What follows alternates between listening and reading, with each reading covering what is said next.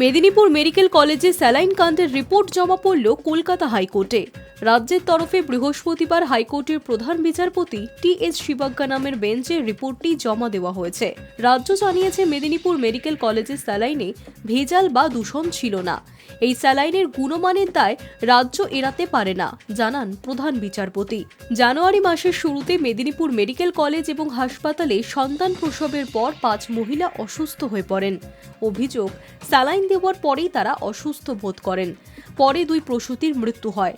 Ringer's lactate saline দেওয়ার পরেই এই অসুস্থতা এবং মৃত্যু বলে দাবি করা হয়। অভিযোগ, গত 10ই ডিসেম্বর ড্রাগ কন্ট্রোলার একটি নির্দিষ্ট সংস্থাকে রিঙ্গাস ল্যাকটেট স্যালাইন উৎপাদন বন্ধ করার নির্দেশ দিয়েছিল। তারপরেও কেন এই স্যালাইন রাজ্যের হাসপাতালে ব্যবহার করা হচ্ছিল তা নিয়ে প্রশ্ন ওঠে। এই ঘটনায় নবান্ন থেকে মুখ্যমন্ত্রী মমতা বন্দ্যোপাধ্যায় মেদিনীপুর মেডিকেল কলেজের 12 জন চিকিৎসককে সাসপেন্ড করেছেন। হাসপাতালের সুপার এবং এক জুনিয়র ডাক্তারকেও পরে সাসপেন্ড করা হয়।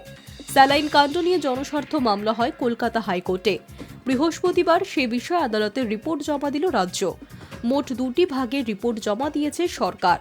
রাজ্যের তরফে অ্যাডভোকেট কিশোর দত্ত জানান, রিপোর্টের দ্বিতীয় অংশ আদালতের কাছেই রাখা হোক, ফলে ওই অংশ এখনই প্রকাশ্যে আনা হচ্ছে না। রিপোর্টের প্রথম অংশ আদালত পড়বে এবং মামলাকারীদেরও দেওয়া হবে। এজি আদালতে দাবি করেছেন, মেদিনীপুরের হাসপাতালে স্যালাইনে কোনো ভেজাল বা দূষণ ছিল না। রিপোর্ট জমার আগেই প্রধান বিচারপতি রাজ্যের কাছে ক্ষতিপূরণের বিষয়ে জানতে চান। এজি জানিয়েছেন, ক্ষতিপূরণ দেওয়া হয়েছে। মৃতদের পরিবারের সদস্যকে চাকরির প্রস্তাবও দিয়েছে সরকার। এরপরেই প্রধান বিচারপতির মন্তব্য, সংবাদপত্রে পড়লাম সব স্যালাইন তুলে নেওয়া হয়েছে।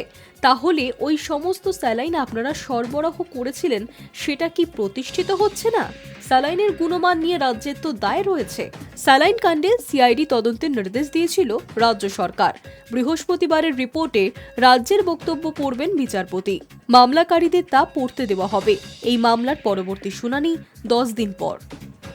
High news network.